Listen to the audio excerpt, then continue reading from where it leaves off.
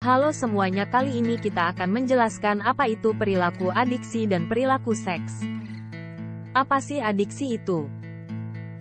Adiksi merupakan kondisi ketergantungan fisik dan mental terhadap hal-hal tertentu yang menimbulkan perubahan perilaku bagi orang yang menyalahgunakan zat atau terlibat dalam suatu perilaku yang menyebabkan kerugian psikologis dan fisik. Adiksi dapat berupa ketergantungan pada narkotika, seperti heroin dan kokain, ataupun ketergantungan pada suatu zat lainnya atau aktivitas, seperti alkohol, kafein, dan internet. Karakteristik adiksi. 1. Kondisi fisik dan mental. Adiksi dapat menyebabkan perubahan fisiologis dan psikologis pada individu, seperti kondisi withdrawal saat tidak mendapatkan zat atau perilaku yang dikonsumsi.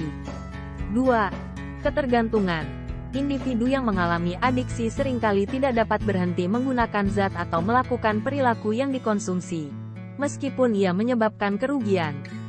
3. Dukungan lingkungan. Adiksi dapat diakibatkan oleh dukungan dari lingkungan, seperti keluarga, teman, atau sosial media. 4.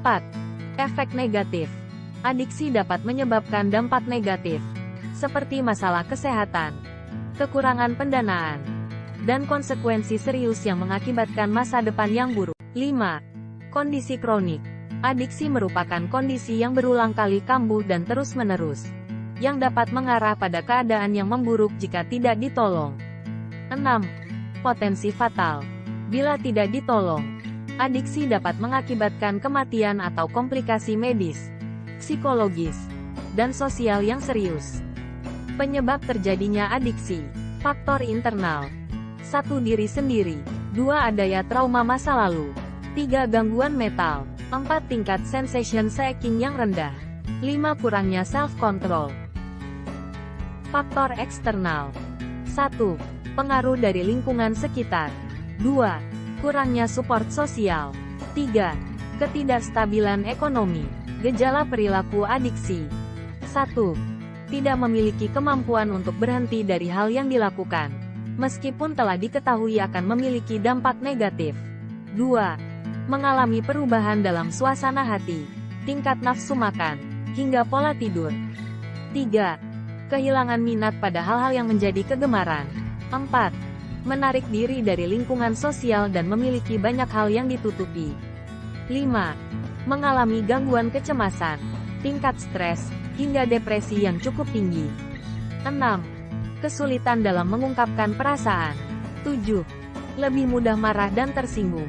8. Lebih mudah mengalami keluhan kesehatan. Dampak perilaku adiksi. 1. Tidak dapat menjauh dari zat atau menghentikan perilaku adiktif. 2. Menunjukkan kurangnya pengendalian diri. 3. Memiliki keinginan yang meningkat untuk zat atau perilaku tersebut. 4. Abai terhadap masalah yang bisa timbul akibat perilakunya yang tidak terkendali. Cara mengatasi adiksi. Di antaranya, yang pertama, menjauhkan diri dari hal-hal tersebut. Konsumsi barang yang menciptakan adiksi itu harus dikurangi secara perlahan-lahan. Tidak bisa langsung dijauhkan, akan tetapi harus dikurangi. Yang kedua, mengalihkan perhatian. Misalnya dengan menyibukkan diri dengan berbagai aktivitas lain yang bisa membantu melupakan barang candu tersebut. Rasa kangen akan barang itu tidak akan terasa karena kamu sudah menyibukkan diri dengan melakukan hal-hal yang lain. Yang ketiga, berolahraga. Karena berolahraga itu dapat membantu menjadi psikoterapi terhadap masalah kecanduan. Mencari dukungan. Jangan berjuang sendirian. Bila Anda merasa depresi, panik, atau bergelut dengan gelombang trigger yang terus-menerus, tidak perlu malu atau merasa bersalah untuk mencari dukungan dari orang terdekat atau menghubungi teman yang sudah pulih. Hindari lingkungan dan hubungan beracun. Menjaga jarak dari orang-orang atau hubungan yang tidak mendukung pemulihan merupakan hal yang penting. Modifikasi cara berpikir. Walau sulit menghindari trigger, namun sadari, tidak ada gunanya untuk panik saat trigger itu muncul. Dari paparan materi yang sudah kita jelaskan, kita dapat mengetahui apa itu perilaku adiksi sampai cara mengatasi dari seseorang yang memiliki perilaku adiksi. Lalu, perilaku seks itu yang bagaimana ya?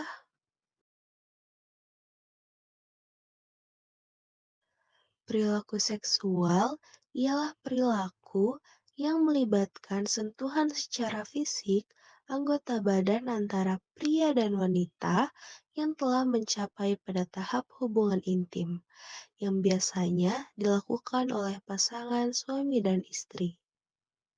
Selanjutnya, kita akan membahas aspek-aspek dalam perilaku seksual remaja menurut Jersild Ratnawati 2014. Pertama, ada aspek biologis. Aspek ini respon fisiologis terhadap stimulus, seks, reproduksi, pubertas, perubahan fisik, karena adanya kehamilan serta pertumbuhan dan perkembangan pada umumnya. Yang kedua, ada aspek psikologis.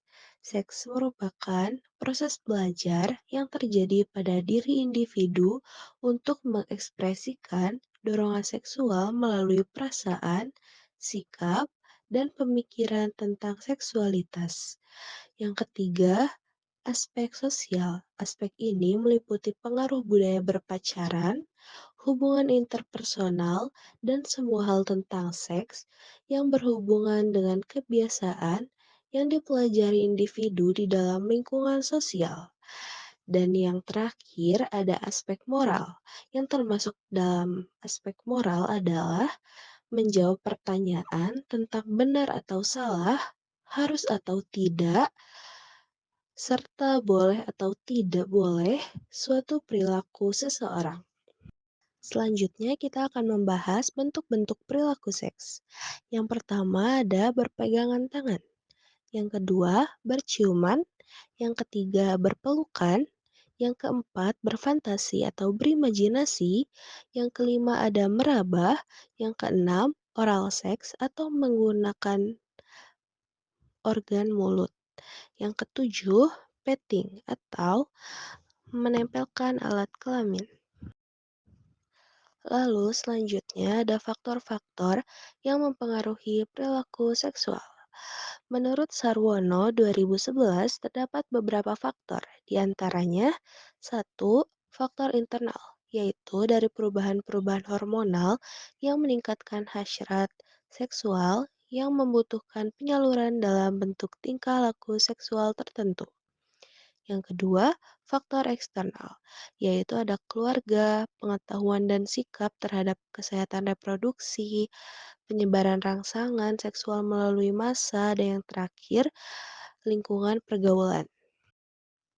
Selanjutnya ada tanda-tanda kematangan seksual. Yang pertama pada laki-laki yaitu keluarnya air mani atau ejakulasi yang biasanya itu pertama keluarnya pada saat mimpi basah. Lalu ada tumbuhnya jakun dan tumbuh bulu di sekitar kemaluan dan ketiak. Lalu ada tanda-tanda kematangan pada perempuan, yaitu tumbuhnya payudara, uterus, pinggul melebar, dan menstruasi. Selanjutnya ada dampak dari perilaku seks. Yang pertama, ada terjadinya penyakit menular seksual atau bisa disebut PMS seperti chlamydia, gonorrhea, dan HIV/AIDS dan lain-lain.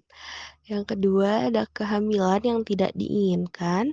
Yang ketiga, mempengaruhi perkembangan karakter. Yang keempat, depresi. Dan yang kelima, trauma psikologis. Nah, yang terakhir ada cara mengatasi perilaku seks. Yang pertama ada berkonsultasi dengan psikolog atau psikiater. Kalau kalian ngerasa punya penyimpangan atau kelainan seksual, sebaiknya kalian berkonsultasi dengan yang sudah profesional atau yang berpengalaman dalam bidang ini. Yang kedua, menggunakan terapi perilaku. Terapi perilaku dapat digunakan untuk mengatasi perilaku seks yang menyimpang atau masalah psikologis lainnya yang mungkin juga diderita.